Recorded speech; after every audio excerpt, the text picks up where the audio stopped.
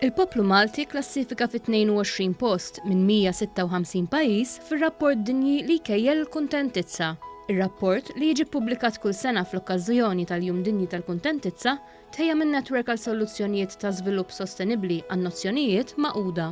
Ir-rapport jikklassifika l-pajjiżi fuq 6 indikaturi fosthom il-ġenerożità, il-governanza tajba, id-dħul finanzjarju, il-fiduċja, il-libertà fil-pajjiż, is-saħħa u l-għajnuna soċjali.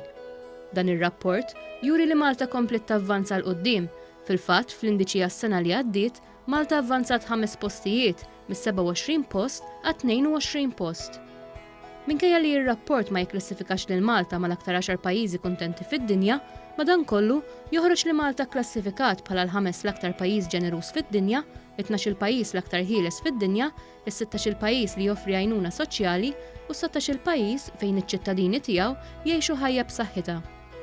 Ir-rapport li fih aktar minn 130 paġna juri li fost l-aktar 10 pajjiżi kuntenti fid-dinja kien hemm il-Finlandja, id-Danimarka, in-Norveġja, l-Iżlanda, l-Olanda, l-Iżvizzera, l-Iżvezja, New Zealand, il-Kanada u l-Awstralja.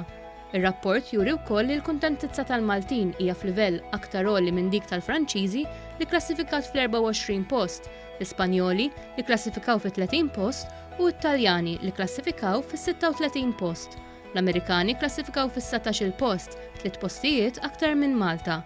Mill-banda l-oħra, l-aktar popli mhux kuntenti fid-dinja kienu s-South Sudan, ir-Repubblika Ċentrali Afrikana, l-Afganistan, it-Tanzanija u l-Rwanda.